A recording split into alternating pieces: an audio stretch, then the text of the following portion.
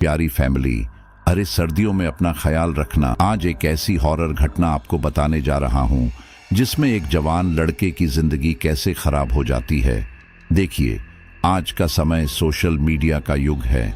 हर कोई online tools का use कर रहा है, लेकिन उन टूल्स का उपयोग भी हमें सोच समझकर करना चाहिए। जो भी आईडी हम इंस्टा और फेसबुक पर देखते हैं, हमें उसके पीछे के असली इंसान के बारे में पता नहीं होता है। और ऐसे ही गलती की है राहुल ने, जो एक 25 साल का जवान लड़का है और टाइम पास करने के इरादे से वह सोशल मीडिया का यूज करता था, लेकिन फिर वही उसके गले की मुसीबत बन गई। अच्छा, तो स्टोरी शुरू करते हैं, लेकिन अगर आपके कुछ सवाल है जो आप मुझसे पूछना चाहते हैं तो कमेंट बॉक्स में लिख दीजिए, और स्टोरी के आखिर में मैं आपको सारे सवालों का जवाब दूंगा। ओके, तो फिर शुरू करें। राहुल 24-25 साल का एक लड़का था जो कि पढ़ाई के साथ साथ पार्ट टाइम जॉब भी कर रहा था। सोशल मीडिया के इस दौर में राहुल भी सोशल नेटवर्किंग साइट काफ़ी इस्तेमाल करता था। वह इन साइटों पर अलग अलग लड़कियों से दोस्ती करके बातें किया करता था। इसका मकसद यहाँ पर सिर्फ टाइम पास करना था, और उसकी फ्रेंड लिस्ट में ज़्यादातर लड़कियां जो भी थी वह भी इसी तरह की ही थी। इन्हीं सब के दौरान एक दिन राहुल को एक लड़की कामिनी ने फॉलो रिक्वेस्ट भेजी। राहुल ने पहले उसकी प्रोफाइल अच्छे से खंगाली कि यह लड़की उसकी दोस्ती के लायक है या नहीं। उसने देखा कि प्रोफाइल बिल्कुल नई है और इस प्रोफाइल पर कोई पिक्चर भी नहीं है, तो राहुल को थोड़ा शक हुआ। अब इससे पहले कि राहुल कुछ करता, उस लड़की ने उसे मैसेज भेजा, हेलो कैसे हो। राहुल ने उसके मैसेज का रिप्लाई किया और इसी तरह से उन दोनों में बातें होने लगी। इन्हीं सब के दौरान एक रोज राहुल ने कामिनी से अपनी तस्वीर दिखाने के लिए कहा। कामिनी ने जब उसकी तस्वीर भेजी तो राहुल उसे देखता ही रह गया, क्योंकि कामिनी बहुत ज्यादा सुंदर थी। यह देखकर राहुल बोला, तुम तो इतनी सुंदर हो, तुमने अपनी तस्वीर प्रोफाइल पर क्यों नहीं लगाई है। तब कामिनी बोली, तुम्हें तो पता ही है कि आजकल लड़के कैसे लड़कियों को परेशान करते हैं, और मैं नहीं चाहती कि मेरे साथ ऐसा हो, इसलिए मैं अपनी प्रोफाइल पिक्चर नहीं लगाती। तुम मेरे दोस्त हो, इसलिए तुम्हारे सामने तो आ ही सकती हूं। राहुल अब कामिनी को पसंद करने लगा था, क्योंकि उसने उसे देख जो लिया था।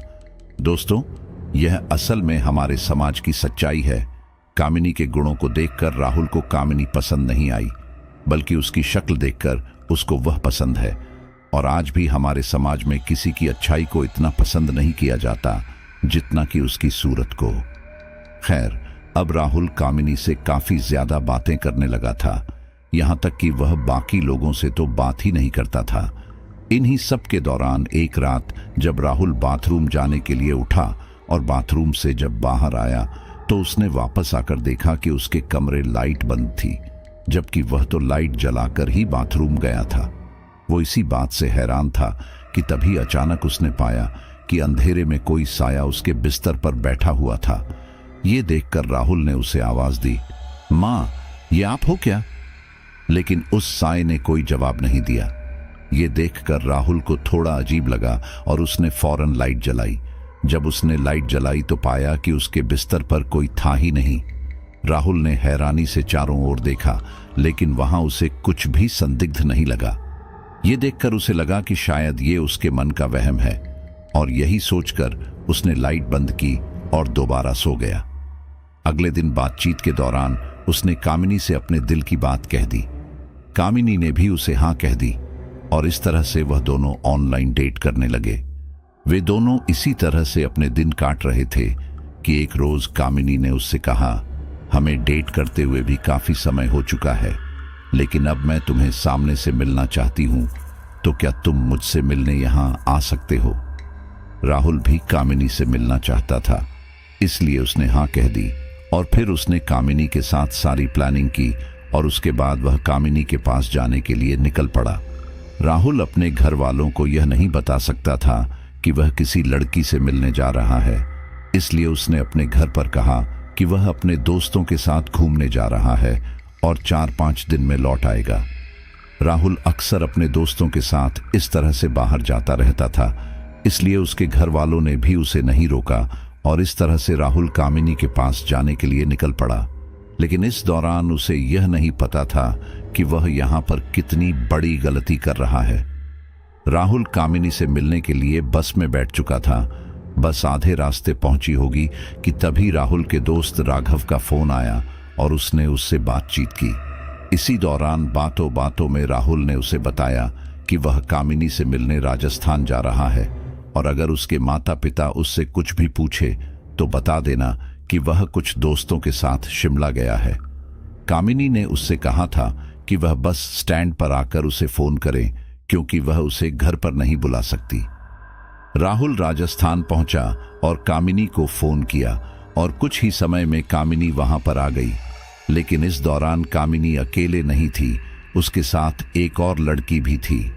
उसके पास आते ही कामिनी बोली, तुम्हें यहां आने में कोई तकलीफ तो नहीं हुई?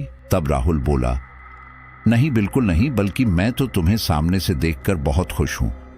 तुम असली में तो फोटो से भी ज्यादा सुंदर हो। और वैसे ये तुम्हारे साथ कौन है? तब कामिनी बोली, यह मेरी सहेली है नीतू। मैं तुम्हारे पास ऐसे अकेले नहीं आ सकती थी, इसलिए इसे साथ ले आई। अगर घर में से किसी ने देख लिया तो ये बोल देगी कि तुम इसके कजिन हो। वैसे तुम काफी लंबा सफर करके आए हो, चलो कुछ खाते हैं। इसके बाद कामिनी और राहुल साथ साथ चलने लगे। वही नीतू उनसे एक दूरी बनाकर चलने लगी क्योंकि वह कबाब में हड्डी नहीं बनना चाहती थी। उन लोगों ने एक ढाबे पर खाना खाया जिसके पैसे राहुल ने दिए क्योंकि वह कामिनी के सामने अपना इंप्रेशन खराब नहीं करना चाहता था।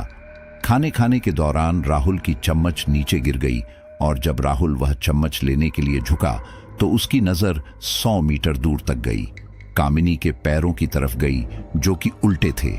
ये देखकर राहुल काफी ज्यादा घबरा गया और एकदम से उठ बैठा।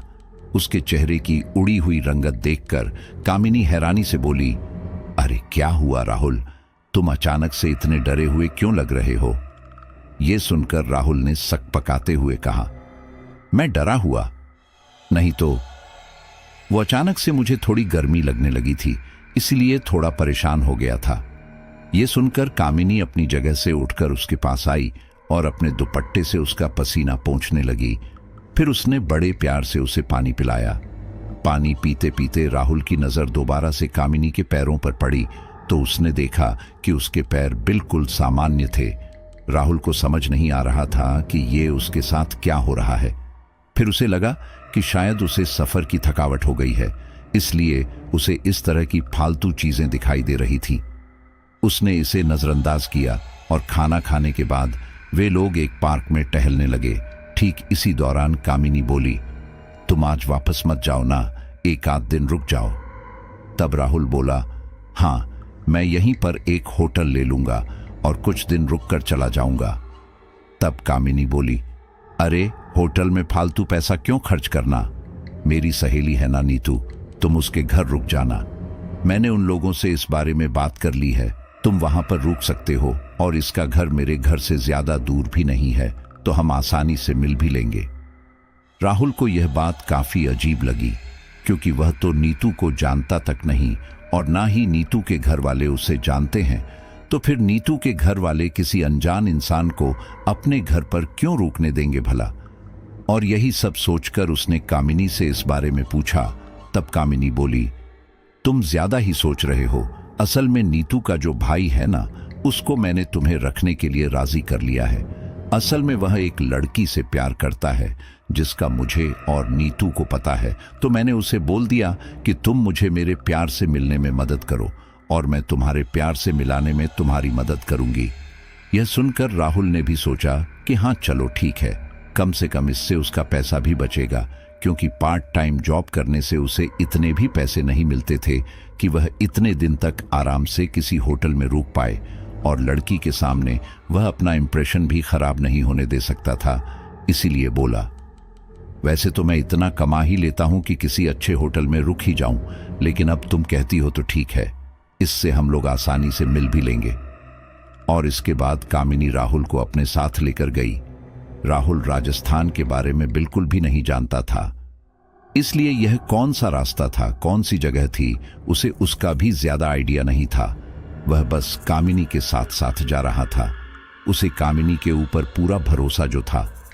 वे दोनों राहुल को लेकर एक ऐसी जगह पर गई जहां पर आसपास घर और मकान तो बने हुए थे, लेकिन ज्यादा लोग बाहर नहीं निकल रहे थे। राहुल को लगा कि शायद शाम का समय है और इस समय यह लोग अपने घर के अंदर होंगे, इसलिए उसने भी इस बारे में ज्यादा नहीं सोचा। आखिरकार वह दोनों राहुल को लेकर एक बड़े से घर में लेकर आए। वह घर देखकर राहुल हैरान रह गया था, क्योंकि यह घर काफी ज्यादा बड़ा था और उसे नहीं पता था कि नीतू इतने बड़े परिवार से ताल्लुक रखती है। वह उन दोनों के साथ घर के अंदर आया, जहां पर एक बुजुर्ग दंपत्ति बैठकर टीवी देख रहा था। राहुल को वहां देखते ही वह बुजुर्ग महिला अपनी जगह से उठ खड़ी हुई और बोली, अच्छा यही है वह लड़का, मुझे इसके बारे में गोपाल ने बताया था। आओ बेटा अंदर आओ, वैसे तुम गोपाल को कब से जानते हो? यह सुनकर राहुल हैरान रह गया, क्योंकि उसे नहीं पता था कि यहां पर किस गोपाल की बात की जा रही है। ठीक इसी दौरान कामिनी उसके कान में धीरे से बोली, गोपाल नीतू का भाई है और हमने बताया कि तुम गोपाल के दोस्त हो। बोल दो कि तुम 4-5 साल से गोपाल को जानते हो। जैसा कामिनी ने कहा, राहुल ने वैसा ही कहा और इसके बाद उन लोगों ने राहुल को एक कमरा दिया और उसके खाने पीने का इंतजाम करने लगे। वह जगह देखकर राहुल मन ही मन बड़बड़ाया, कामिनी की सहेली नीतू भी कम सुंदर नहीं है। मैंने गलती कर दी कि नीतू की जगह कामिनी को पटा लिया। अगर आज मैंने नीतू को पटाया होता तो कितना अच्छा होता। वह यह बोल ही रहा था कि तभी अचानक कामिनी उसके कमरे में आई और बोली, तुम आज रात यहां पर अच्छे से सोना, ठीक है, मैं कल सुबह आऊंगी। बोलकर कामिनी वहां से चली गई। यह देखकर राहुल ने मन ही मन सोचा, चलो अच्छा है कि यह गई। अब मैं इस नीतू को भी फांसने की कोशिश करता हूं। अगर यह सेट हो गई तो कामिनी को कौन देखे। राहुल ने मन में सोच लिया था कि वह नीतू के ऊपर भी ट्राई करेगा, क्योंकि नीतू उसे काफी अमीर घर से लग रही थी। कुछ देर बाद नीतू उसके कमरे में आई और बोली, खाना बन चुका है, आप यहां पर खाओगे या बाहर सबके साथ? तब राहुल बोला, मैं सबके साथ ही खाना चाहूंगा। तुम्हारे मम्मी पापा सच में बहुत ही अच्छे हैं। अब जब तक यहां हूं उनके साथ ही खाऊंगा। वैसे नीतू, कामिनी ने तुम्हें मेरे बारे में क्या कहा? तब नीतू बोली, उसने मुझे यही कहा कि तुम दोनों एक दूसरे को पसंद करते हो और अगर सब सही रहा हो सकता है कि तुम दोनों आगे शादी कर लो। यह सुनकर राहुल बोला, देखो अभी जो कुछ भी मैं बोलने वाला हूं उसे तुम कामिनी को मत बताना। असल में मैं उसे पसंद नहीं करता, बल्कि वही मेरे पास आई थी। उसी ने मुझसे बातें शुरू की और मुझे बाद में प्रपोज भी किया। मैं उसे पसंद तो नहीं करता, लेकिन उसका दिल भी नहीं तोड़ना चाहता, क्योंकि मैंने सोचा कि शायद जब उसे कोई और पसंद आएगा तो वह खुद ही उसके साथ चली जाएगी। क्योंकि तुम ही बताओ, क्या किसी से ऑनलाइन प्यार हो सकता है? तब नीतू बोली, तुम कामिनी को पसंद नहीं करते, फिर तुम यहां तक आए ही क्यों? तब राहुल बोला, कभी राजस्थान नहीं घूमता तो मैंने सोचा कि चलो राजस्थान भी घूम लिया जाए और इसी बहाने कामिनी का मन भी रह जाएगा। लेकिन तुम यह बात कामिनी को मत बताना, वरना उसे बुरा लगेगा। समय के साथ वो मुझे भूल ही जाएगी। चलो चलकर कुछ खा लेते हैं। बोलकर राहुल बाहर आ गया। राहुल ने बड़ी चालाकी से नीतू के मन में यह बात तो डाल दी थी कि वह कामिनी को पसंद नहीं करता, और अब उसके मन में यह था कि वह बस नीतू को कैसे अपने प्यार के जाल में फंसाए। वो सबके साथ खाना खाने लगा और नीतू के माता पिता के साथ बहुत ही अच्छे से बातचीत करने लगा। इन्हीं सब के दौरान राहुल ने एक बहुत ही अजीब चीज नोटिस की, और वह ये कि उस घर में से बहुत अजीब तरह की गंध आ रही थी। वह गंध ऐसी थी जैसे कि मानो कोई घर बहुत समय से बंद पड़ा हो। यह सब देखकर राहुल बोला, पता नहीं क्यों इस घर में से बहुत अजीब सी बदबू आ रही है। क्या यह घर बंद पड़ा था? यह सुनकर उनमें से कोई कुछ न बोला, बल्कि नीतू के माता पिता तो अजीब तरह से मुस्कुराते हुए एक दूसरे की ओर देखने लगे थे। राहुल को यह काफी अजीब लगा, और इससे पहले कि वह कुछ बोलता, नीतू बोली, असल में हम लोग यहाँ पर नहीं रहते, हम लोग दूसरी जगह रहते थे। अभी 3-4 दिन पहले ही यहाँ पर आए हैं और यह घर सालों से बंद पड़ा था। उस वजह से तुम्हें इस तरह की बदबू आ रही होगी। इसके आगे राहुल भी कुछ ना बोल सका, लेकिन उसे अभी भी यह समझ नहीं आ रहा था कि आखिर उसके माता पिता इतनी अजीब तरह से मुस्कुरा क्यों रहे थे। खाना खाते खाते उसकी नजर दोबारा से उसके पिता से टकराई तो वह उसे ही मुस्कुराते हुए घूर रहे थे। यह सब देखकर राहुल को थोड़ा डर लगने लगा था। उसने जल्दी जल्दी से अपना खाना खत्म किया और अपने कमरे में चला गया। उसने अपने कमरे का दरवाजा लगाया और अब उसने सोच लिया था कि जल्दी से जल्दी यहां से बाहर निकलना पड़ेगा। लेकिन यहां पर इतनी रात हो चुकी थी और वो यहां आसपास का एरिया भी इतने अच्छे से नहीं जानता था, इसलिए उसने सोचा कि कल सुबह यहां से निकल जाएगा। उसने अपना सारा सामान अच्छे से पैक करके रख दिया ताकि सुबह जल्दी जल्दी निकल जाए। वह यह सब कर ही रहा था कि तभी अचानक उसके कमरे का दरवाजा किसी ने खटखटाया। वह आवाज सुनकर राहुल थोड़ा घबरा गया और अब इससे पहले कि वह कुछ समझ पाता, बाहर से नीतू की आवाज आई। राहुल जी, दरवाजा खोलिए, यह मैं हूं। नीतू की आवाज सुनकर राहुल ने राहत की सांस ली और फिर दरवाजा खोल दिया। उसके दरवाजा खोलते ही उसने पाया कि नीतू हाथ में एक कटोरी में खीर लेकर उसके सामने खड़ी थी। अब राहुल कुछ बोलता उससे पहले ही नीतू कमरे के अंदर आते हुए बोली, मुझे माफ करना, आपको मेरे माता पिता का बर्ताव थोड़ा अजीब लगा होगा, लेकिन वह मन के बुरे नहीं हैं। अभी कुछ समय पहले मेरे भाई की मौत हो गई थी। इसके बाद यह दोनों ऐसे हो गए हैं। ये लोग हमेशा शांत ही रहते हैं और कभी कभी आने जाने वाले लोगों को बहुत अजीब तरह से घूरते हैं। इससे पहले हम जहां रह रहे थे, इन्हीं सब की वजह से तो वहां से यहां आना पड़ा। यहां आसपास ज्यादा लोग नहीं रहते क्योंकि यहां पर जितने भी लोग हैं आधे से ज्यादा तो विदेश में रहते हैं। इस वजह से हमें यहां कोई परेशानी नहीं होती और ना ही कोई इनकी कंप्लेंट लेकर आता है। पहले तो मेरा भाई भी यहां पर था, जिसकी वजह से ये लोग संभले रहते थे, लेकिन भाई अचानक से बाहर चला गया तो अब इन्हें संभालना मुंह अकेले को पड़ रहा है। वैसे आपने ये खीर तो ली ही नहीं, इसलिए इसे देने के लिए मैं आपके पास आ गई। राहुल ने नीतू के चेहरे की ओर देखा। वह चेहरे से काफी ज्यादा परेशान लग रही थी और अब उसे समझ आ चुका था कि उसे शायद गलतफहमी हुई है, इसलिए उसने नीतू के हाथ से वह खीर ली और खाते हुए बोला, मुझे माफ कर दो, मैं तुम्हें परेशान नहीं करना चाहता था, लेकिन पता नहीं क्यों उनका बर्ताव मुझे बहुत अजीब लगा। मुझे नहीं पता था कि इसके पीछे यह कारण है। वैसे मानना पड़ेगा तुमने अकेले ही अपने परिवार को संभाल लिया, वरना ज्यादातर लड़कियां ऐसा नहीं कर पाती। क्या हम दोस्त बन सकते हैं?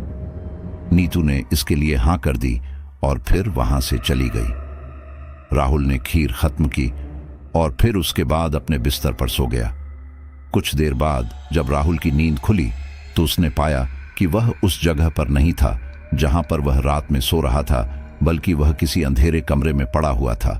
उस कमरे में रोशनी के लिए एक लालटेन एक कोने में चल रही थी। उसके अलावा वहां पर रोशनी का और कोई साधन नहीं था। यह सब देखकर राहुल बिल्कुल हैरान रह गया, तो उसे यकीन नहीं आ रहा था कि वह कहां पर है। उसने अपनी आंखें मसली और फिर उसने दोबारा से आसपास देखा, लेकिन फिर भी कुछ भी नहीं बदला था। राहुल अपनी जगह से उठा और वहां से बाहर निकलने के लिए कोई दरवाजा वगैरह देखने लगा। इस दौरान उसने पाया कि इस कमरे से बाहर निकलने के लिए पीछे की तरफ ऊपर जाने के लिए एक सीढ़ियां हैं और ऊपर की तरफ एक दरवाजा बना हुआ है। राहुल बिना ज्यादा वक्त गंवाते हुए सीढ़ियों से ऊपर की तरफ जाने लगा। वह जब लगभग पूरा ऊपर पहुंच गया तो उसे बाहर से कुछ अजीब सी आवाजें आती हुई सुनाई दी। वह आवाज ऐसी थी जैसे मानो कोई सामूहिक रूप से कोई अजीब से मंत्रों का उच्चारण कर रहा हो। यह सब देखकर राहुल काफी ज्यादा घबरा गया। पहले तो उसे लगा था कि शायद उसे पैसों के लिए किडनैप किया गया होगा, लेकिन यहाँ तो अभी पूरा मामला काले जादू का लग रहा था।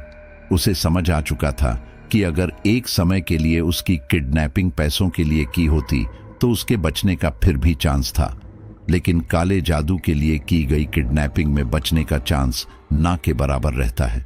उसने सोच लिया था कि अगर यहां से जल्दी ही बाहर नहीं निकला तो फिर मौत पक्की है, इसलिए वह तेजी से नीचे आया और वहां से निकलने के लिए कोई दूसरा दरवाजा ढूंढने लगा। राहुल को काफी ज्यादा डर लग रहा था। उसका सामान भी उसके पास नहीं था। अगर उसके पास उसका मोबाइल होता तो वह किसी से मदद मांग सकता था, लेकिन यह संभव नहीं था।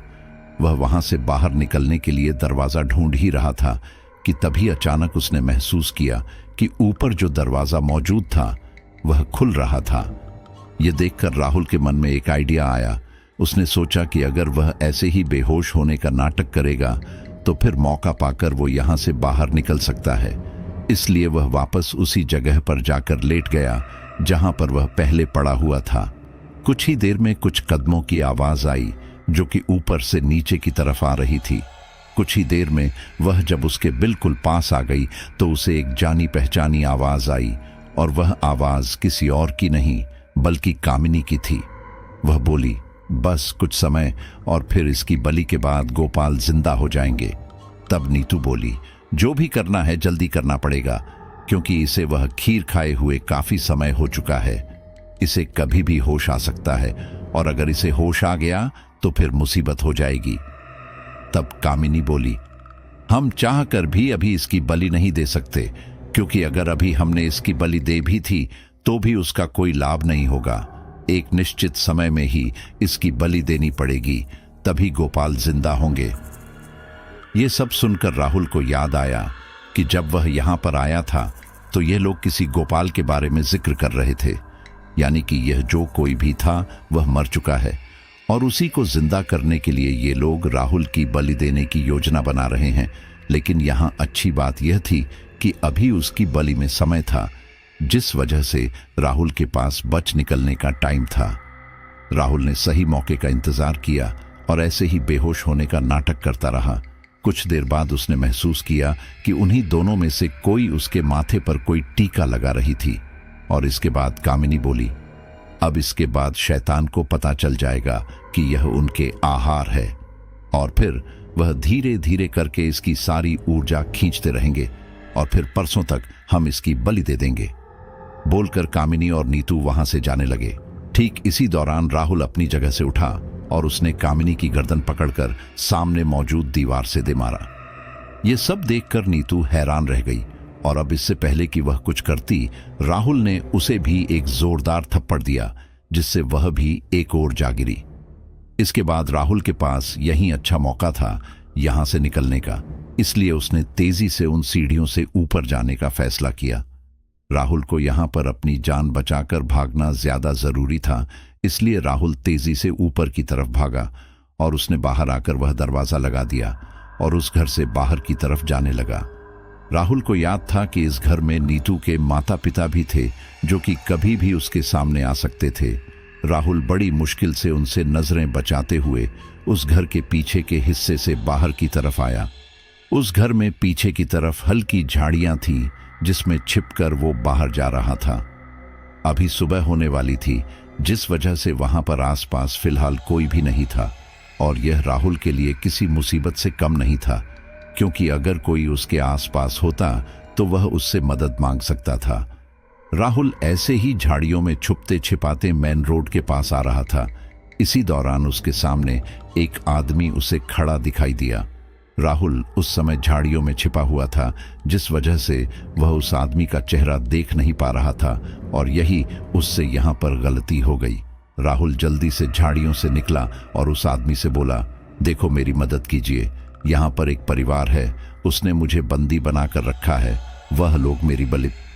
राहुल बोल ही रहा था कि तभी अचानक उसकी नजर उस आदमी के चेहरे पर पड़ी।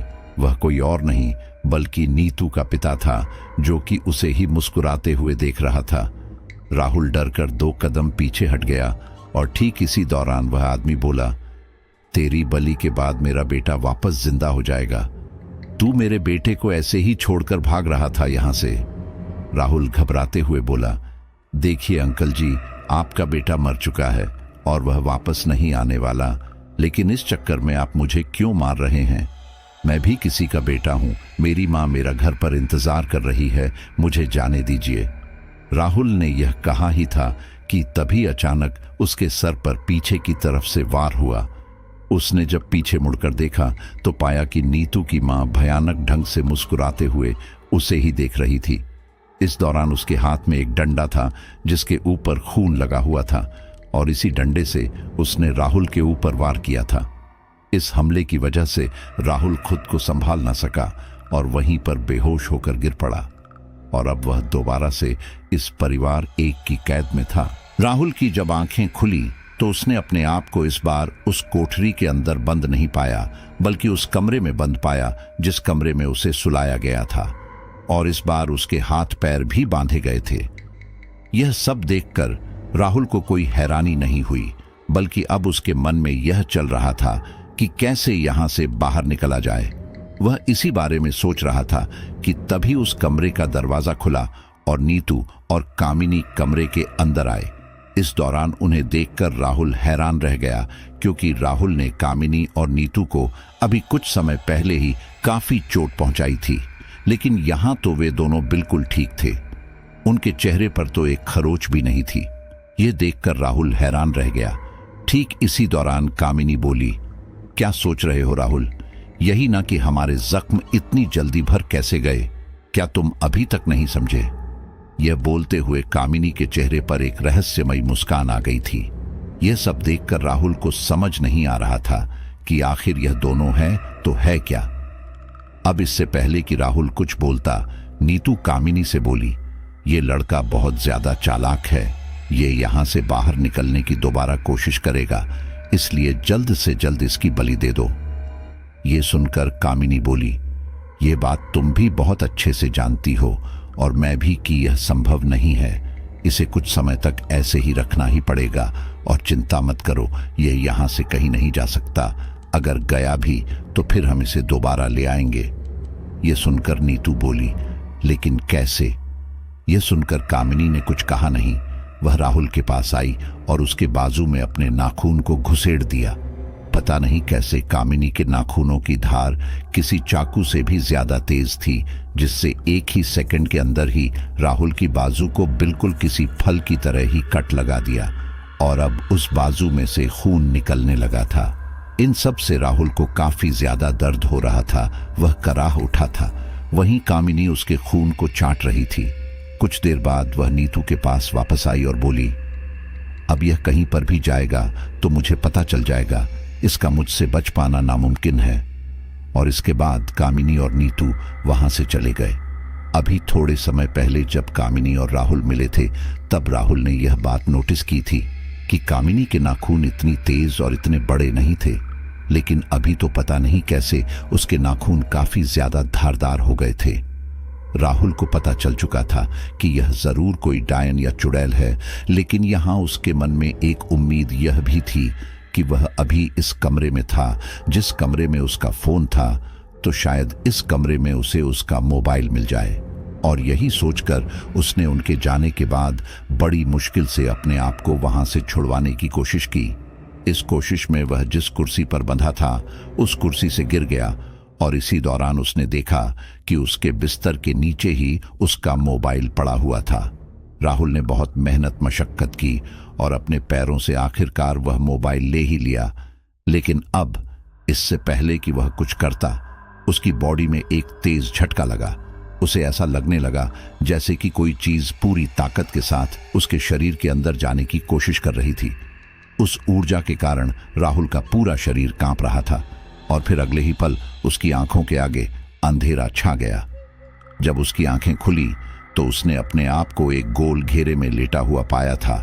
उसके हाथ पांव खुले थे, मगर अचानक से ही वह इतने ज्यादा भारी हो चुके थे कि वह चाहकर भी अपने हाथ पैर हिला नहीं पा रहा था।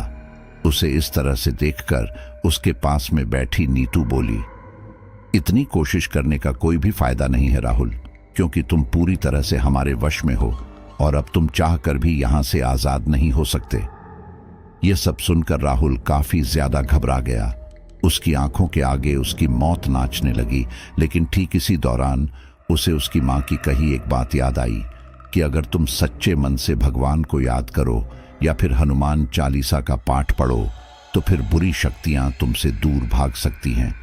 उसे अब आखिरी उम्मीद की किरण दिखाई दे रही थी और उसने इस समय हनुमान चालीसा का पाठ पढ़ना शुरू कर दिया। वहां आसपास एक तरफ कामिनी के वह शैतानी मंत्रों की आवाज गूंज रही थी दूसरी तरफ राहुल की बोली हुई हनुमान चालीसा। और इन सब का असर यह हुआ कि राहुल को दोबारा से अपने शरीर के ऊपर अपना बस महसूस हो रहा था। उसके हाथ पांव दोबारा से हल्के हो रहे थे। यह देखकर उसको काफी ज्यादा खुशी हुई और उसने तेजी से हनुमान चालीसा पढ़ना शुरू कर दिया। यह सब देखकर कामिनी गुस्से में बोली, बंद करो। ये सब अगर यही चलता रहा तो शैतान तुम्हारी बलि नहीं लेंगे और मेरे पति जिंदा नहीं होंगे। लेकिन राहुल ने उसकी बात का कोई जवाब नहीं दिया।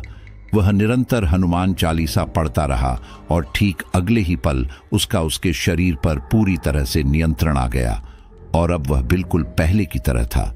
राहुल ने सोच लिया था कि चाहे जो हो जाए, अब यहां से अगर बच के निकलना है तो इन सबको खत्म करना ही पड़ेगा। और इसलिए उसने कुंड में जलती हुई लकड़ी उठाई और कामिनी और नीतू के ऊपर उसका वार किया। ऐसा होते ही नीतू और कामिनी धुएं में बदलकर वहां से गायब हो गई। ये देखकर राहुल हैरान रह गया, लेकिन फिर इसके अगले ही पल उसकी नजर नीतू के माता पिता पर गई। उसने उनके ऊपर भी उस लकड़ी से वार किया और फिर वह दोनों भी वहां से धुएं में बदलकर गायब हो गए। राहुल को समझ नहीं आ रहा था कि यह लोग धुएं में कैसे बदल गए, लेकिन उसने यहां से जल्दी से निकलने में ही अपनी भलाई समझी। वह उस कमरे में गया और अपना सामान उठाया। इस दौरान वह हनुमान चालीसा का पाठ निरंतर पढ़ता रहा और फिर तेजी से उस घर से निकल गया। राहुल ने बस पकड़ी और वापस अपने शहर आ गया। उसके साथ जो इतना सब कुछ हो चुका था, वह यह बात अपने घर पर भी नहीं बता सकता था, वरना पहले नंबर पर तो उसके घर वाले उसकी कुटाई करते। इसलिए वह शांत ही रहा, लेकिन उसके दोस्तों ने उसे छेड़ना शुरू कर दिया और इन सब से परेशान होकर राहुल ने उन्हें सारी बात बताई। लेकिन उन लोगों ने उसका बिल्कुल भी यकीन नहीं किया, क्योंकि यह पॉसिबल कहाँ था। राहुल ने अपने सोशल मीडिया अकाउंट पर कामिनी की प्रोफाइल खोलने की कोशिश की, लेकिन वह वहां से गायब थी। इन सब से राहुल इतना ज्यादा घबरा गया था कि उसने भी अपना सोशल मीडिया अकाउंट बंद कर दिया। यहां तक कि उसके फोन से भी कामिनी की सारी तस्वीरें गायब थीं। ऐसा लग रहा था जैसे राहुल और कामिनी की कभी बात हुई ही नहीं। लेकिन अभी जो होने वाला था वह उसने सपने में भी नहीं सोचा था। इन्हीं सब के दौरान एक रात जब वह सो रहा था तो उसे एक जानी पहचानी आवाज आई, राहुल, तुम तो मुझसे प्यार करने का दावा करते थे ना, और तुम मुझे ऐसे ही छोड़कर चले गए। वह आवाज सुनकर जब राहुल की नींद खुली तो उसने पाया कि कामिनी उसकी छत से उल्टी लटक रही थी। इस दौरान उसकी आंखें बिल्कुल काली थीं और पूरा चेहरा बिल्कुल बर्फ की तरह सफेद। यह सब देखकर राहुल काफी ज्यादा घबरा गया। ठीक इसी दौरान कामिनी छत पर घुटनों के बल रेंगती हुई बोली, तुम सच में बहुत बुरे हो। तुमने कहा था कि तुम मुझसे प्यार करते हो और फिर तुमने मेरी ननद नीतू से कहा कि मैं तुम्हारे पीछे पड़ी थी। राहुल इन सब से इतना ज्यादा परेशान हो चुका था कि लगभग रोते हुए बोला, देखो कामिनी, मुझे माफ कर दो। तुम बहुत खूबसूरत थी, इसलिए मैं तुम्हारे ऊपर लट्टू हुआ था। लेकिन नीतू का बंगला देखकर मैंने तुम्हें धोखा देने का सोचा। लेकिन तुम प्लीज मुझे छोड़ दो, क्योंकि तुम भी मुझे कहाँ प्यार करती थी। तुम तो किसी गोपाल को जिंदा करने के लिए ही मेरी बलि दे रही थी और इसीलिए तुमने मुझे वहां बुलाया था। ये सुनकर कामिनी बोली, मैं अब भी अपने पति को जिंदा करना चाहती हूं और इसके लिए मुझे तुम्हारी बलि चाहिए होगी। मैं उस समय तुम्हारी बलि दे देती, लेकिन तुमने हनुमान चालीसा पढ़नी शुरू कर दी। देखो, मैं अपने पति से बहुत प्यार करती हूं और उसे दोबारा से जिंदा करना चाहती हूं, इसलिए इसमें मेरी मदद करो। यह सुनकर राहुल बोला, देखो, कुछ और देना होता तो मैं तुम्हें दे भी देता, लेकिन मैं अपनी जान कैसे दे दूं? और तुम भी तो समझने की कोशिश करो ना कि मरने के बाद कोई भी इंसान वापस नहीं आ सकता। यह सुनकर कामिनी अपनी जगह पर रुकी। उसने ऊपर से एकदम से छलांग लगाई और राहुल के एकदम पास आ गई।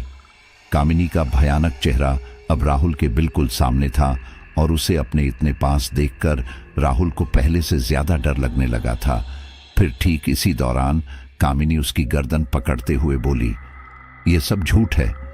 अगर हम तुम्हारी बलि दें तो वह जरूर जिंदा हो जाएंगे, और एक बार अगर वह जिंदा हो गए तो हम चारों मुक्त हो जाएंगे।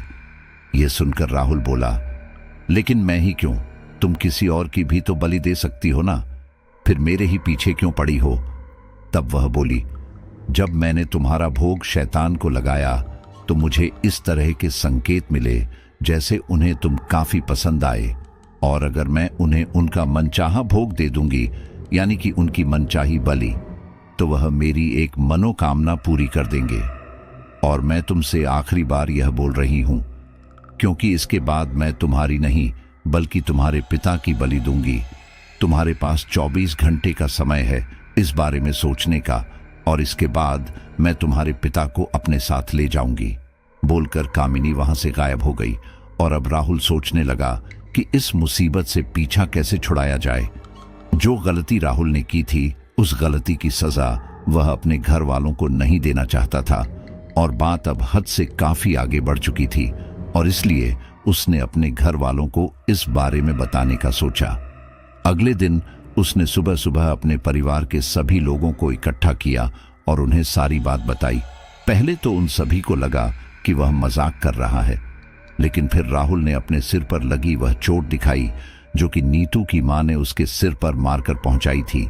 इसी के साथ ही उसने हाथापाई में लगे वह सारे जख्म भी उन्हें दिखाए और कहा, मेरी बात का यकीन करो, अगर आप लोगों ने मेरी बात नहीं मानी तो फिर अनर्थ हो जाएगा। इन सब से उसके घर वाले काफी ज्यादा घबरा गए और उसकी मां ने तो उसे पीटना ही शुरू कर दिया। उसके पिता ने जैसे तैसे उन्हें अलग किया, और अब वह लोग यह सोचने लगे कि आखिर क्या किया जाए। काफी सोचने के बाद राहुल के पिता पास ही में मौजूद एक मंदिर में गए और वहां के पंडित को बुलाकर घर लेकर आए और उन्हें सारी बात बताई।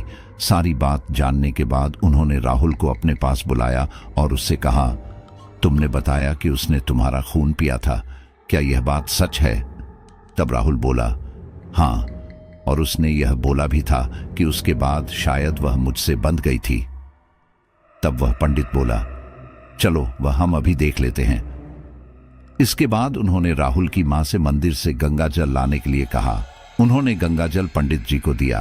पंडित जी ने कुछ मंत्र बोलकर उस गंगा जल की कुछ बंदे राहुल के ऊपर छिड़क दी। ऐसा होते ही राहुल के शरीर पर जलन होने लगी और जहां जहां पर भी वह गंगा जल पड़ा वहां वहां पर उसकी त्वचा जल गई। यह देखकर पंडित जी बोले, ये लड़का प्रेतग्रस्त हो चुका है, यह लड़का काफी तंदुरुस्त है, इसी वजह से इसके ऊपर इसका कुछ खास असर नहीं हो रहा, लेकिन धीरे धीरे करके वह नकारात्मक शक्ति इसे अंदर ही अंदर खोखला कर रही है। इस तरह की शक्तियों से लड़ना मेरा काम नहीं है। हाँ, मैं कुछ समय के लिए इसे टाल सकता हूं, लेकिन इसे आप लोगों के ऊपर से हटा नहीं सकता। हम एक काम कर सकते हैं, मैं इस शक्ति का असर थोड़ा कम कर देता हूं, जिसकी वजह से आपको थोड़ा समय मिल जाएगा और आप किसी योग्य इंसान को ढूंढ पाएंगे। राहुल के घर वाले इसके लिए मान गए और फिर उन्होंने उस पंडित के कहे अनुसार घर में एक छोटा सा हवन करवाया। वह हवन होने के बाद पंडित जी ने घर के सभी लोगों को हाथ में एक एक धागा बांधा, लेकिन राहुल के हाथ में कोई भी धागा नहीं बांधा क्योंकि इससे उसे तकलीफ हो रही थी। राहुल के पिता अब किसी ऐसे इंसान को ढूंढने लगे जो कि उनकी मदद कर सके, और इसके लिए वह अपने दोस्तों और रिश्तेदारों में उनसे पूछने लगे। और इन्हीं सबके दौरान एक रोज जब राहुल की छोटी बहन आंचल सुबह सुबह उसे चाय देने आई, तब वह उससे बोला, तुम्हें क्या लगता है कि वह पंडित सच बोल रहा था? मतलब क्या सच में वह बुरी शक्ति हमारे घर में है? यह सुनकर आंचल बोली, तुमने ही तो हमसे यह सब कहा था और अब तुम ही यह सब बोल रहे हो। तब राहुल ने धीमे से कहा, देखो, यह बात किसी को बताना मत। असल में ऐसी कोई भी बात नहीं है। कॉलेज में मेरे टेस्ट चल रहे हैं, जिस वजह से मैं वह टेस्ट देना नहीं चाहता, और उससे बचने के लिए मैंने यह सब किया था। लेकिन इन लोगों ने इस चीज को ज्यादा ही सीरियसली ले लिया और इन सब की एवज में उस पंडित ने बहुत चूना लगा दिया इन्हें। यह सुनकर आंचल हैरानी से बोली, मतलब भैया, तुमने हमसे झूठ बोला, लेकिन फिर तुम्हें यह सब चोटें कैसे आई? तब राहुल बोला, अरे दोस्तों के साथ लड़ाई हो गई थी। यह बात अगर घर पर बताता तो फिर ये लोग तो बात को कहां से कहां ले जाते। वैसे छोड़ इस बात को, और अब तुझे पता चल ही चुका है कि यह सब झूठ है, तो यह धागा निकाल कर फेंक दे, क्यों फालतू में इतना लोड ले रही है।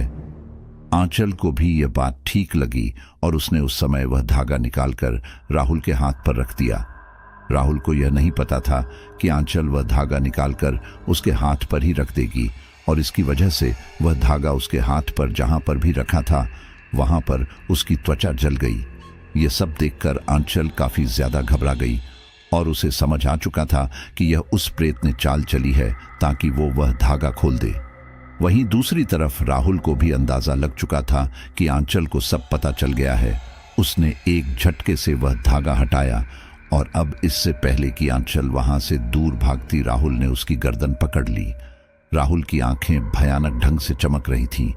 ये देखकर आंचल चीखने ही वाली थी कि तभी राहुल ने उसका मुंह बंद कर दिया और बोला, इतनी मुश्किल से तो इस परिवार के किसी सदस्य ने वह रक्षा सूत्र खोला है और मैं इस मौके को इतनी आसानी से थोड़ी जाने दूंगी।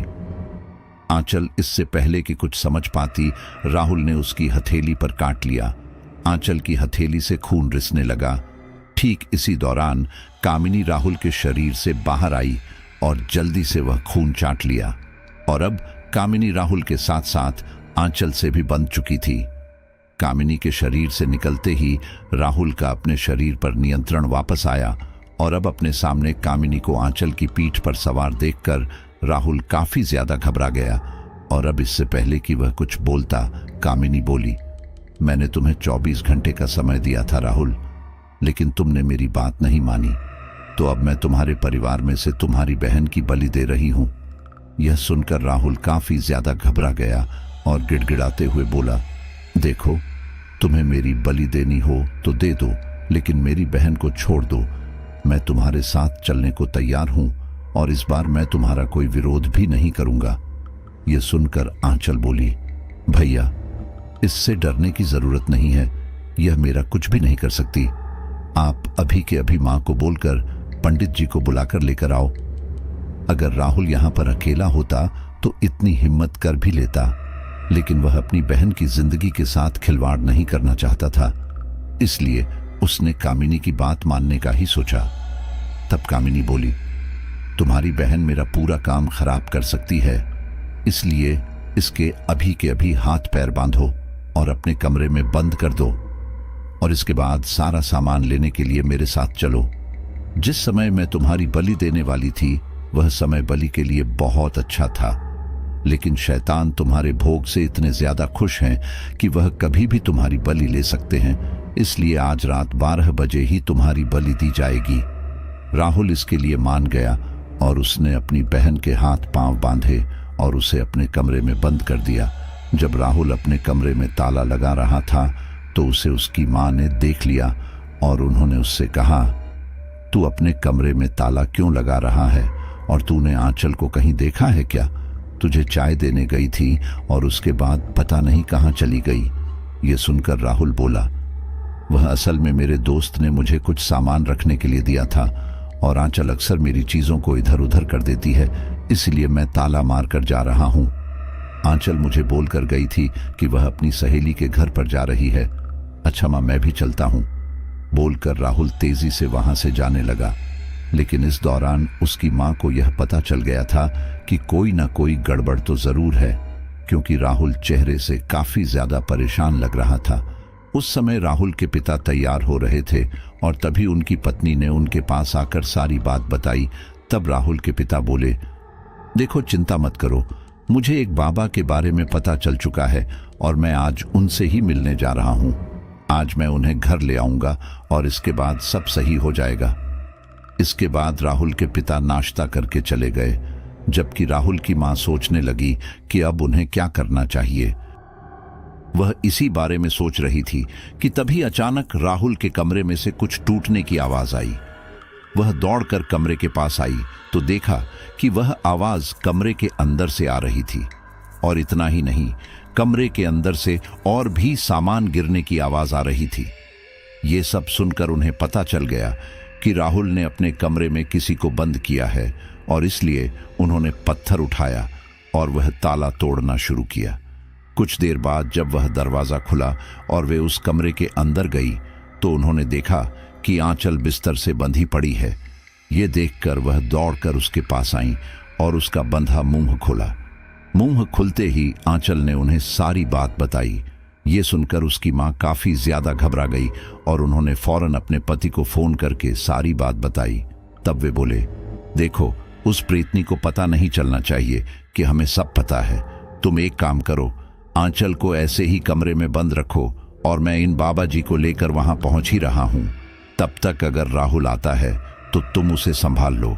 वैसे भी उसे बलि आज रात 12 बजे के बाद लेनी है, तब तक हम उसे बचा लेंगे। उन्होंने ऐसा ही किया। उन्होंने आंचल को बांधा और कमरे के बाहर दूसरा ताला लगा दिया और अब वो अपने पति और बेटे के आने का इंतजार करने लगी। उन्हें ये उम्मीद थी कि उनके पति राहुल से पहले घर आएंगे, लेकिन उनसे पहले राहुल घर आया और अपने कमरे की ओर जाने लगा। राहुल अपने कमरे का ताला खोल ही रहा था, लेकिन वह ताला खुल ही नहीं रहा था, क्योंकि उसकी मां ने पहले वाला ताला तोड़कर दूसरा ताला जो लगाया था। इन्हीं सब के दौरान उसकी मां वहां आई और बोली, अरे बेटा, तू सुबह बिना नाश्ता किए ही चला गया। तेरी तबीयत तो सही है ना? यह सुनकर राहुल को लगने लगा कि कहीं उन्हें उसके ऊपर शक ना हो जाए, इसलिए वह बोला, अरे मां, सब ठीक है। वो सुबह सुबह मेरे दोस्त ने मुझे फोन करके कहा कि उसके घर पर पूजा है और उसका सामान मंगवाया था। अभी मैं ये सामान खरीद कर उसके घर गया तो पता चला पूजा आज नहीं कल है और ये लोग भी घर पर नहीं थे, इसलिए इसे लेकर घर आ गया। अभी बहुत भूख लगी है, कुछ खिला दो। राहुल ने बोल तो दिया था, लेकिन उसके अंदर क्या चल रहा था वो तो उसकी मां जानती ही थी, लेकिन वह कुछ ना बोली। उन्होंने राहुल के लिए नाश्ता परोसा और राहुल खाने लगा। कुछ देर बाद कामिनी की आवाज उसके कानों में पड़ी, राहुल, इस घर को कोई चारों तरफ से बांध रहा है, मुझे कुछ सही नहीं लग रहा। अभी के अभी ये सब रोको, वरना सही नहीं होगा। ये सुनकर राहुल अपनी मां से बोला, मां, घर के बाहर कुछ चल रहा है क्या? ये सुनकर उसकी मां बोली, पता नहीं बेटा, मैं तो यहां तेरे साथ हूं तो मुझे कैसे पता होगा, लेकिन ये तुझे कैसे पता? अब इससे पहले कि राहुल कुछ बोलता, उसके पिता एक सफेद दाढ़ी, काली वेशभूषा वाले एक शख्स के साथ अंदर आए और बोले, यही है मेरा बेटा और इसी के ऊपर उस शक्ति का साया है। यह सुनकर राहुल काफी घबरा गया और अब इससे पहले कि वह कुछ करता, उस शख्स ने सफेद सा पाउडर उसके ऊपर फेंक दिया। इन सब से राहुल अपनी जगह पर गिरकर तड़पने लगा। उसकी आंखें भयानक ढंग से फैल चुकी थीं, मुंह खुल गया था और वह शख्स उसके सामने खड़े होकर उसके ऊपर वह पाउडर डालकर मंत्र बोलता रहा। इन सब का असर ये हुआ कि राहुल के शरीर में से धुआं निकलकर बाहर आने लगा और अब कामिनी अपने भयानक रूप में सबके सामने खड़ी थी। उसे देखकर सारे लोग काफी घबरा गए, लेकिन तभी वह शख्स बोला, कौन है तू और क्यों इसके पीछे पड़ी है? तब कामिनी ने बोलना शुरू किया, मैं और गोपाल एक दूसरे से बहुत प्यार किया करते थे। मैं बंगाली थी और ये राजस्थानी। ये कोलकाता में रहकर काम कर रहे थे। इसी दौरान हमें एक दूसरे से प्यार हो गया। अलग अलग जगह के होने के बावजूद हम एक दूसरे को चाहने लगे थे, लेकिन मेरे माता पिता हमारे रिश्ते के खिलाफ थे और जब काफी समझाने पर भी वे नहीं समझे तो हम दोनों कोलकाता से भागकर राजस्थान आ गए, गोपाल के माता पिता के पास। यहाँ अच्छी बात यह थी कि गोपाल के माता पिता हमारे रिश्ते के खिलाफ नहीं थे और उन्होंने हमारी शादी करवा दी। मैं बचपन से काले जादू को देखते हुए ही बड़ी हुई थी, इसलिए इसमें पारंगत थी। हम बचपन से ही भगवान के नहीं बल्कि शैतान के उपासक थे और अब मैं गोपाल के घर पर रहकर भी काला जादू करने लगी। मेरी सास काफी बीमार हो गई थी। मैंने अपने काले जादू से उन्हें ठीक कर दिया। गोपाल को ये बात नहीं पता थी और इसलिए जब एक रोज गोपाल ने मुझे ये करते हुए देख लिया तो हमारी काफी लड़ाई हुई। मैंने उन्हें समझाना चाहा कि मैं अपनी शक्तियों से कुछ गलत नहीं कर रही, लेकिन वह तो कुछ सुनना ही नहीं चाहते थे। उन्होंने मुझसे कहा कि अगर मुझे उनके साथ रहना है तो मुझे ये सब छोड़ना पड़ेगा।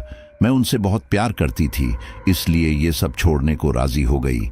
और इन्हीं सब के दौरान एक दिन, दोस्तों, कामिनी के साथ क्या हुआ था ये मैं आपको अपने शब्दों में बताता हूँ। तो एक रात कामिनी और गोपाल आराम से सो रहे थे। ठीक इसी दौरान उसे एक भयानक सपना आया जिसमें उसकी गुरु माँ उसके सामने थी और वह बोलने लगी, एक बार ये सब शुरू करने के बाद इतनी आसानी से तुम इसमें से बाहर नहीं निकल सकती।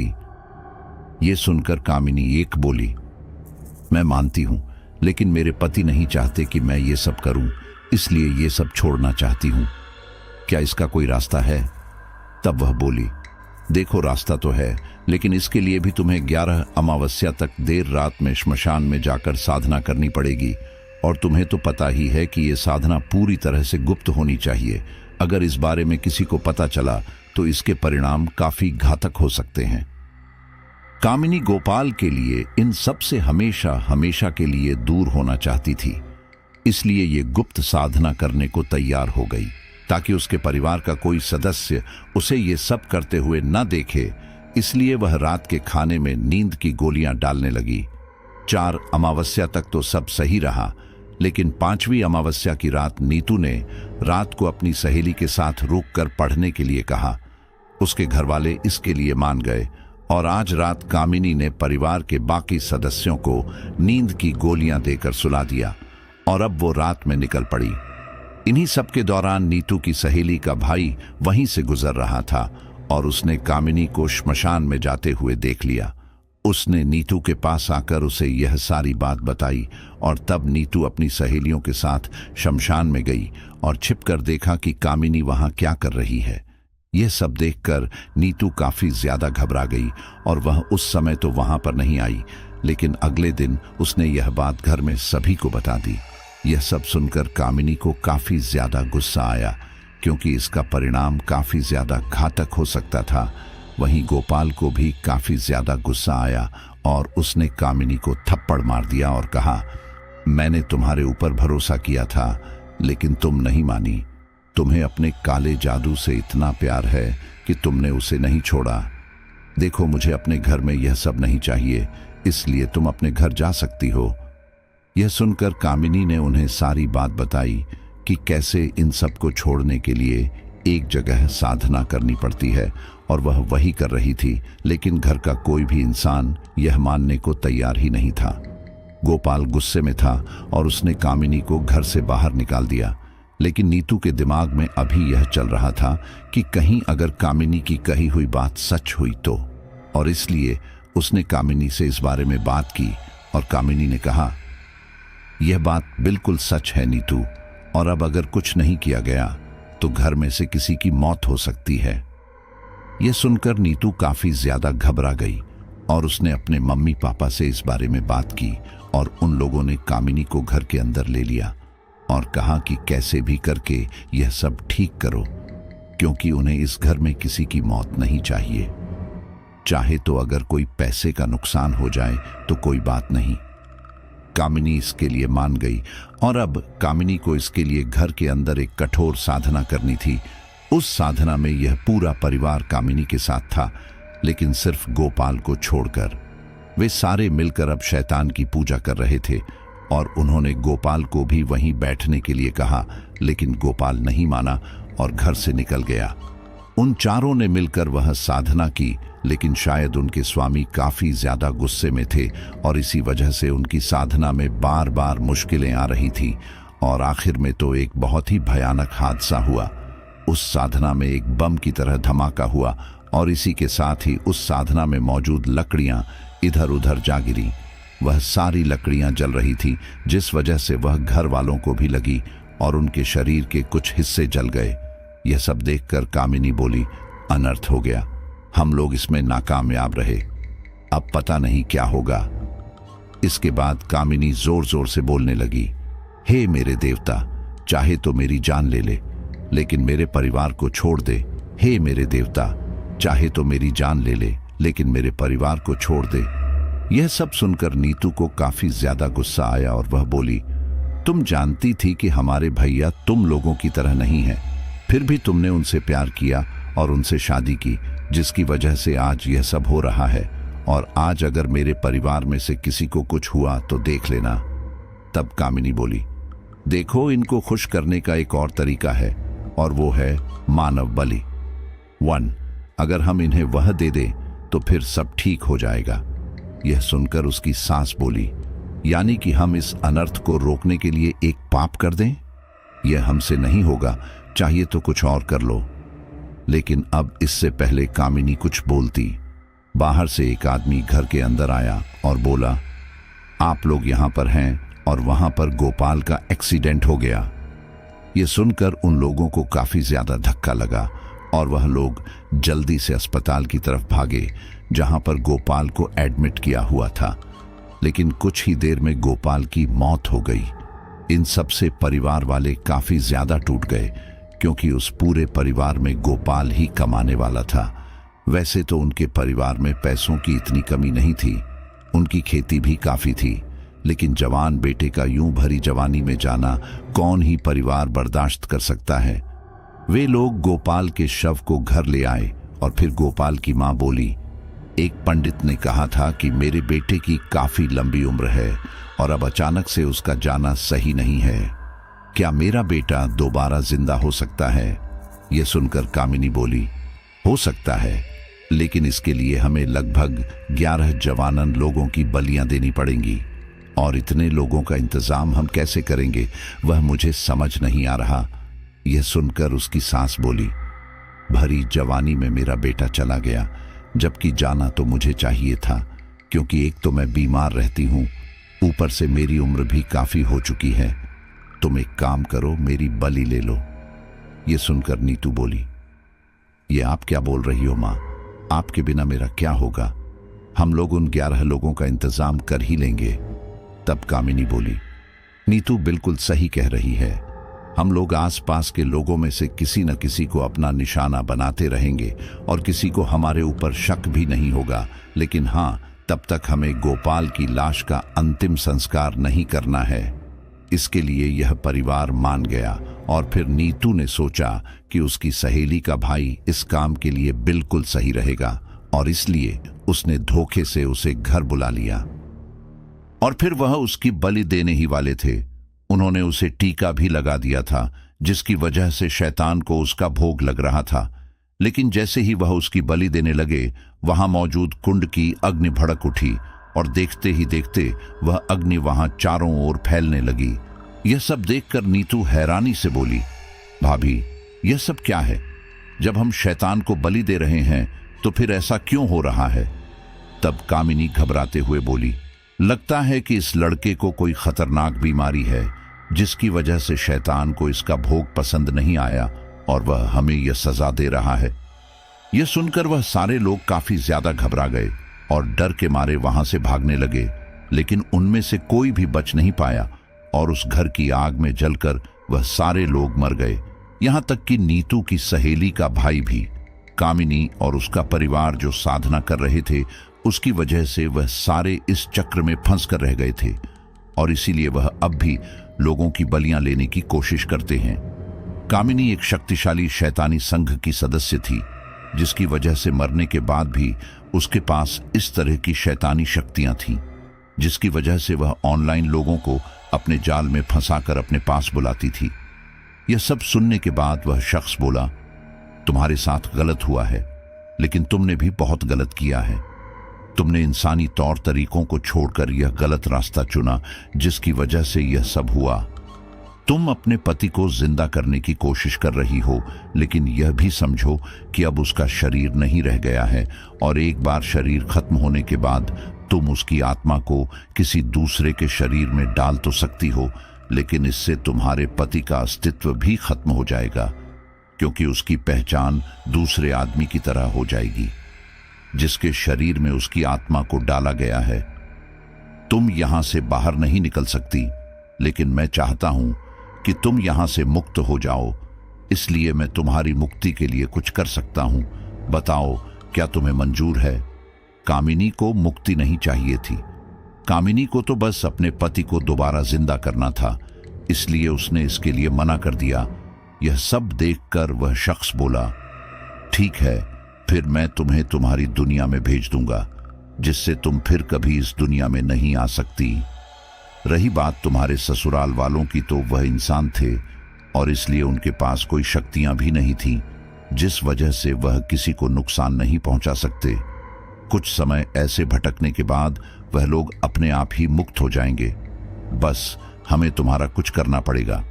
इसके बाद उस शख्स ने कामिनी को एक बोतल के अंदर कैद किया और सबसे बोले, मैं इसे अपने साथ ले जा रहा हूं और मैं आपको एक धागा दे रहा हूं। लगभग 10 दिन बाद आपको यह धागा अपने दोनों बच्चों की कलाई पर बांध देना है और 1 महीने तक उसे बांधे रखना है। फिर उसे खोलकर किसी नदी में या बहते पानी में प्रवाहित कर देना, सब ठीक हो जाएगा। इसके बाद वह वहां से चले गए और इन्होंने ऐसा ही किया। 1 महीने बाद वह धागा नदी में प्रवाहित करते ही यह परिवार इन सब से मुक्त हो गया। कामिनी अब यहां से जा चुकी थी और कामिनी के ससुराल वालों की आत्मा अब भी वहां पर ऐसे ही भटक रही थी, लेकिन वह किसी को नुकसान नहीं पहुंचा सकती थी। वह भी इन सब के लिए शायद कामिनी को कोस रहे थे, लेकिन क्या इन सब में सिर्फ कामिनी की गलती थी? देखिए, यहां पर हम गलती तो किसी की भी नहीं कह सकते, लेकिन कामिनी ने गलती यह कर दी कि उसने अपनी एक गलती को सुधारने में और गलतियां कर दी थी। अगर उसके पति की मौत हो गई थी तो उसको उस नेचुरल मौत को स्वीकार करना था, ना कि तंत्र मंत्र का यूज करके अपने पति को जीवित करने की कोशिश करनी चाहिए थी। यही तो उससे सबसे बड़ी गलती हुई है और फिर वह मानव की बलि और दे रही थी, तो यह तो महापाप हो गया। तो मैं कहूं तो उसमें सारी गलती कामिनी की ही थी। न वह कभी ऐसे तंत्र मंत्र की चीजों में पड़ती, न फिर उसके पति मरते और ना ही फिर उसे इस प्रकार के बलि देने वाले घिनौने कार्य करने पड़ते। चलिए साथियों, उम्मीद करता हूं आपको स्टोरी पसंद आई होगी और आपके कोई सवाल हो तो मुझे अभी के अभी लिखिए, क्योंकि नेक्स्ट स्टोरी से मुझे जो भी सवाल मिलने वाले हैं उन सभी का जवाब मैं आपको हर स्टोरी के आखिर में देते जाऊंगा। बस सवाल पूछो, तब अपना नाम और अपने शहर का नाम जरूर लिख देना, ताकि मुझे पता रहे कि सवाल किसने पूछा है। आप सभी का बहुत बहुत धन्यवाद और ममता सहाय का भी बहुत बहुत धन्यवाद। वेट करते हैं आपके सवालों का।